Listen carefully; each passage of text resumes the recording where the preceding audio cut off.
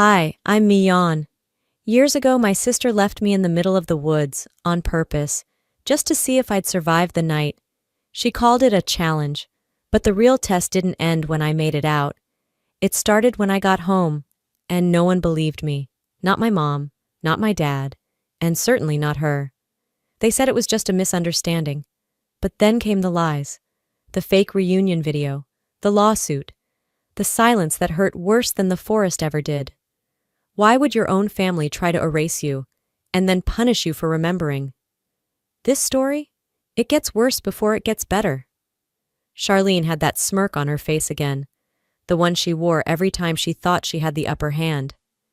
"Let's do something different this weekend," she said, dangling the car keys like a prize. "Just the two of us. No phones, no distractions, a survival challenge, like old school bonding." I should have known better. After what happened online, when I exposed her for stealing content from a smaller creator, things had been icy between us. But I still wanted to believe she meant it when she said, "Let's clear the air." So I said yes. We left early Saturday morning. The forest was dense, remote. I thought it was weird she knew the spot without checking a map. Even weirder when she asked me to hand over my flip phone. "For safety," she claimed. "Just in case one of us gets tempted to bail." She carried the heavier pack. Mine felt strangely light, but I brushed it off. Maybe she was trying to be nice. Maybe this was real. When we set up camp, I noticed there were no trail markers nearby. Just trees, endless trees. "This spot's perfect," Charlene said. "Secluded, peaceful, honest." That last word stuck in my throat. The sun was dropping behind the ridge when we sat for dinner. Canned beans, crackers, warm soda. I tried to relax, but something in her eyes made me tense. Out of nowhere, she dropped her fork. "You had no right to humiliate me online." I blinked. "Humiliate?" I told the truth. "You always play victim, Mian," she snapped. "Guess what? Life isn't fair. Grow up." I didn't answer. I didn't need to. The anger in her voice said everything. She stood up fast. "I need to cool off," she muttered, and disappeared into the trees. I waited. 10 minutes, 20. Then I checked my bag. Flashlight, gone. Snacks, gone. Phone, dead. I searched around, but she had taken her pack and vanished. I started walking in a wide circle, calling her name. Nothing. Just the echo of my own voice bouncing back at me. That's when I saw it. A small camcorder on the base of a tree, light blinking red. I picked it up, pressed play. There she was, grinning into the lens. She thinks this is bonding. Let's see if she survives one night. My stomach turned. It wasn't a joke. It wasn't a prank. She left me. On purpose. I ran until I couldn't anymore. The forest swallowed the last light of day. Coyotes howled somewhere in the distance, and the cold crept in through the sleeves of my hoodie. I found a hollow tree, barely wide enough to curl into. My limbs trembled. Not from fear. Not entirely. It was the betrayal that shook me. I wrapped my arms around my knees and whispered over and over, "I will make it to morning. I will make it to morning." When the sun finally broke through the trees, I didn't feel relief, just raw, dry exhaustion. My lips were cracked. My legs were stiff from curling inside that hollow tree all night. But I was alive. I kept whispering that part, like it would mean something to someone when I told them. I followed the faint sounds of a road, walking for hours. My body ached. I had no food, no water, just dirt in my hair and betrayal lodged deep in my chest. Eventually, a park ranger in an old truck pulled over. His brow furrowed as he looked me over. "You alone out here, sweetheart?" I nodded. Voice cracked. "My sister left me." He didn't press for details, just handed me a bottle of water and drove me to a local police station. I borrowed a phone, called home. Mom answered. Her voice was calm. Too calm. "We thought you'd be home by now," she said. No apology, not even concern. "I need a ride," I whispered. "Well, your father's busy with the store," she replied. "You'll have to figure it out." The line went dead. I took the city bus, then another, until I reached the house. My knees wobbled from the effort. The front door was unlocked. Charlene was on the couch, flipping through TV channels like she hadn't just abandoned her 15-year-old sister in the middle of a forest. She didn't even flinch when I walked in. Mom looked up from the kitchen sink, drying a mug. Don't slam the door, and you should be thankful you're okay. Some girls don't come back at all. I stood frozen. You knew she left me. She was upset, Mom said, her tone flat. You embarrassed her online. Maybe next time you'll think twice before making things public. She left me in the woods, I snapped, louder this time. On purpose. That's not normal. Mom sighed like I was being dramatic. Stop acting like a victim all the time, Mion. We all make mistakes. I turned to Charlene. You filmed it. She finally looked up, smirking. You made it out, didn't you? That's the point. Dad came in during dinner, said nothing when I barely touched my food. We sat there, chewing in silence like it was just any Sunday night. Mom passed the mashed potatoes. Charlene talked about a new cheer sponsor. Nobody mentioned the woods. I cleared my throat. You left me. Charlene shrugged. And you survived. That's the story. I didn't respond, not because I agreed, but because I knew no one here wanted the truth. They just wanted peace. Their version of it. That night I packed a bag. Just essentials. A hoodie, my journal, $64 from my sock drawer. I found a photo of me and Aunt Anita, back when things felt real. She was the only adult who ever made me feel safe. By morning I was gone. No door slam, no goodbye. I left a single note on my pillow. I survived, but I won't survive here. I hadn't thought about Charlene in years. Not really. Not the real her. The one who smiled into a camera before leaving me to sleep beside coyotes and silence. I'd built a life far from all of that. Seattle wasn't just distance. It was insulation. Peace. That morning, I was in the middle of reviewing a sponsorship proposal when Lorna barged in without knocking, something she never did. Her face was pale, phone shaking in her hand. You need to see this, she said, already tapping the screen. A video played, smooth transitions, soothing piano music, title, Sisters Reunited After Years of Silence. There I was, or someone who looked a lot like me, hugging Charlene on a fake forest trail. Edited childhood photos faded in and out. A voiceover, AI-generated, said, Despite their rocky past, they chose love. A quote floated on screen. Forgiveness isn't weakness, it's strength. I didn't remember filming that because I never had. Is this real? Lorna asked quietly. No, I said, voice flat. I haven't seen her since I was 15. Within minutes, our company's socials were flooded. Such a beautiful story. So glad they found their way back. Even reporters were reaching out for comment. I checked my own inbox. DMs from strangers, fake congratulations, podcast invites. You know what this is? I said to Lorna, jaw tight. She's cashing in. The video was traced to Charlene's new account. She had rebranded herself as a healing coach, the kind that sells webinars and motivational mugs. I found a podcast clip. Charlene, all staged sincerity. Sometimes families break, but real love always wins. She knew exactly what she was doing, twisting the truth into something cute, marketable. My fingers trembled, not from weakness, but from the pressure of old wounds tearing open. Still, I didn't rant. I didn't scream. Instead, I posted a photo from 2005, the one I never showed anyone. A 15-year-old girl, dirt on her face, curled inside a hollow tree. Caption, Some of us weren't playing a game. Some of us were just trying to live. The comments exploded. Some people praised me for finally speaking out. Others said I was bitter, unforgiving. Let it go, they typed, fingers never having felt frostbite fear. But I wasn't trying to win them over. I wasn't here for applause. I just wanted the lies to stop. By the end of that week, my inbox looked like a war zone.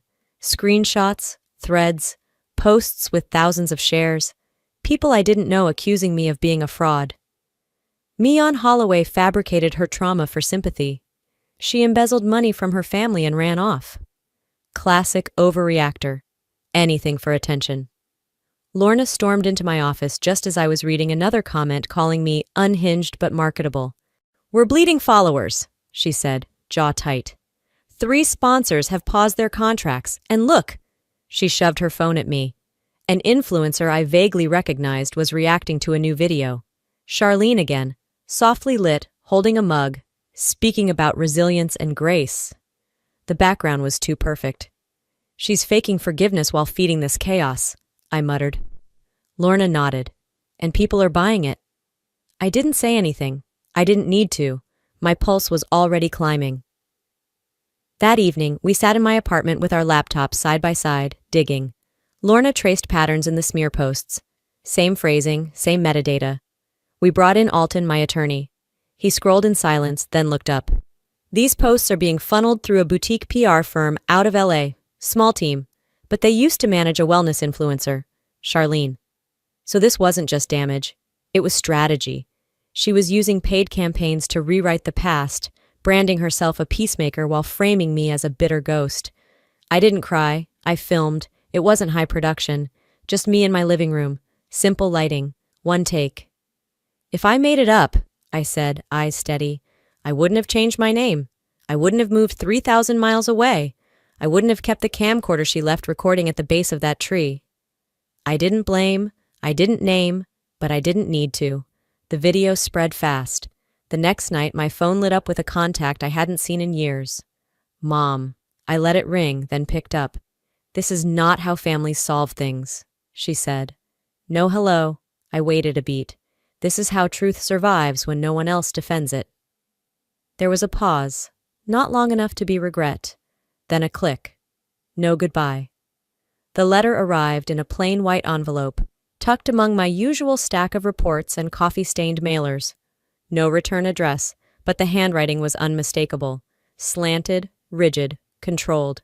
Mian, can we talk, just us, before things get worse? Mom. Lorna read it over my shoulder and shook her head. She's not asking for you. She's asking for quiet. I nodded but said nothing. I didn't agree to meet her for her sake. I did it for mine. 2 days later, I sat across from her at a quiet cafe downtown. The place smelled like cinnamon and overbrewed espresso. Jolene arrived 10 minutes late, dressed like she was going to church. Pearls, pressed coat, the works. She smiled too much. You look tired, she said, folding her napkin like it mattered. You look the same, I replied. Her smile cracked for a second before she leaned in. You're making us look like monsters. You're doing that all on your own. She sighed, fingers clenching her cup. Charlene's changed, Mian. We all make mistakes. But dragging the family through the mud, what does that solve? You don't want healing, I said. You want silence. She dropped the performance for a second. You're my daughter. And families don't destroy each other in public. I kept my voice level.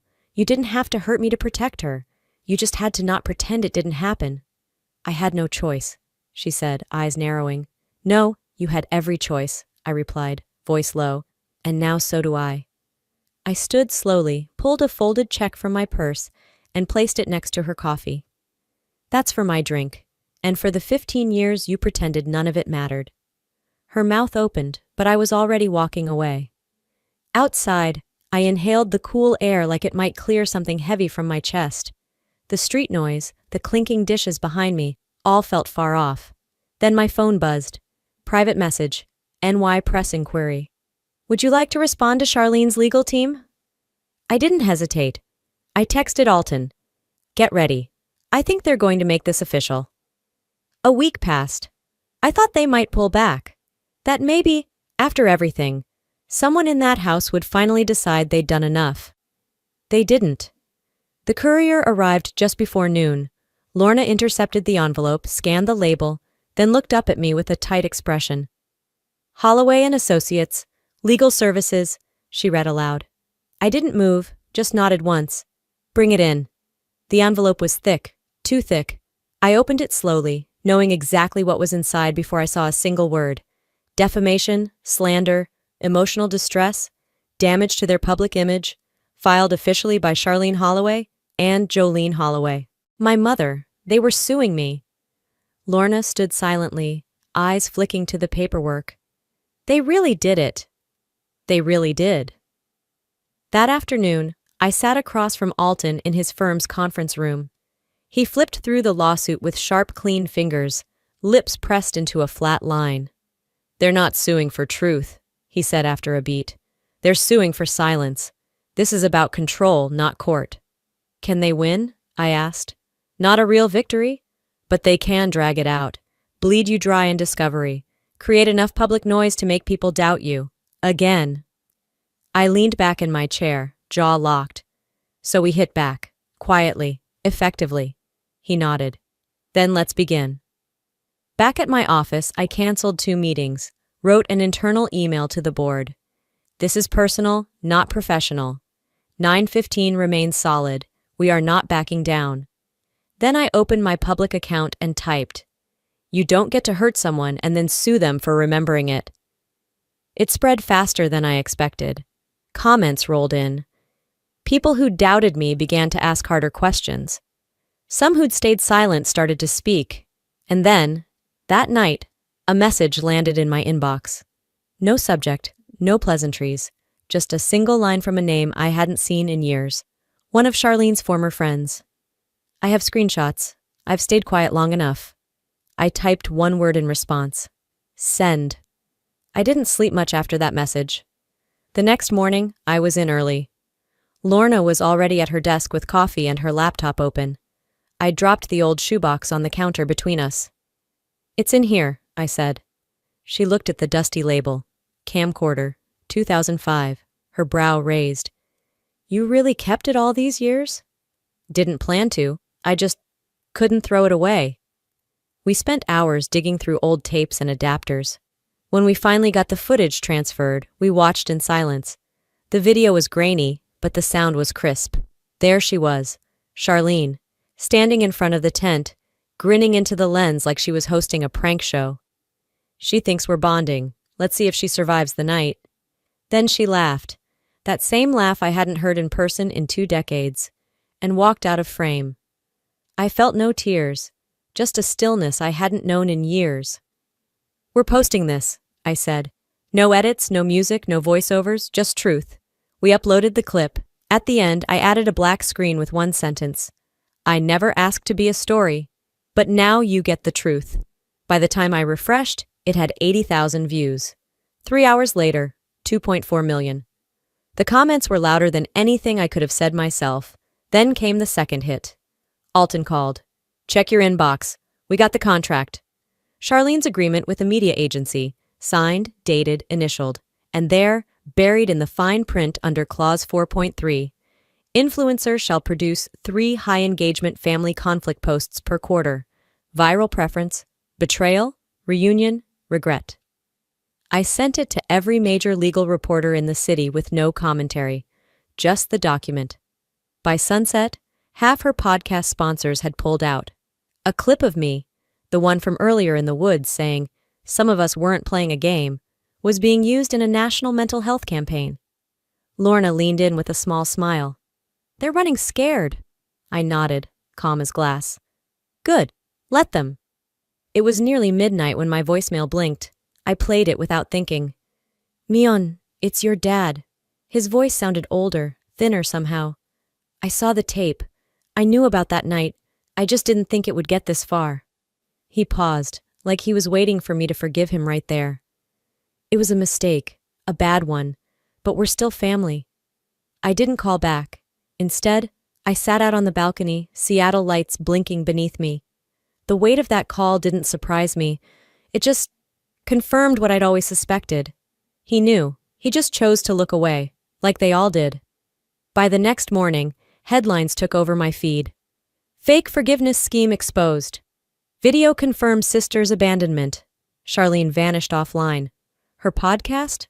Gone. Jolene? Silent. No new emails, no new guilt-laced messages. It was as if they'd all been swallowed by the truth. I accepted a podcast invite, not for revenge, but to draw a line. "I'm not here to cancel anyone," I said into the mic. "I'm here because silence almost buried me, and I won't let it bury someone else." Afterward, Lorna and I sat outside my place. She handed me tea without asking. "Feel better now that the world knows?" I thought about it. It feels like dropping a chain. I'm not healed, but I'm free. She nodded, watching the skyline. "You don't hate them, do you?" "No," I said quietly, "but I'll never trust them again." A few days later, I drove past the old house. The porch looked smaller. The swing I used to hide under? Gone. A real estate sign creaked in the breeze. "For sale, by owner." I didn't stop. Didn't need to. I just looked once more and kept driving until the road gave way to open sky. I didn't cry. I didn't feel triumphant. I just felt done. Lorna walked into my office with her phone in one hand and a smirk she couldn't hide. "You're gonna want to see this." She handed me the screen. A breaking news headline from a national site: Charlene's ex-boyfriend arrested in online smear campaign. Charges: cyber defamation, targeted harassment, digital extortion. Below the fold, a quote from his confession: "She never told me to stop. She just let me keep going." I set the phone down and let the weight of it pass through me. It wasn't satisfying, not in the way revenge movies paint it, but it was just. Later that night, I stood on my rooftop. The city below buzzed quietly. I opened my camera and took a photo of a lone pine silhouetted against the sky. I uploaded it with a caption: "I was left in the woods once, but I built something there. I built me." Thousands of notifications followed. Hearts, comments, messages. I didn't read them. I turned them off. For the first time, I didn't need the noise. My phone buzzed again. "Aunt Anita. Dinner this weekend? Your aunt misses you. Mexican or Italian?" I smiled at the screen. "Mexican, extra margaritas." Not everything was broken. Some pieces were still mine. Some were still warm.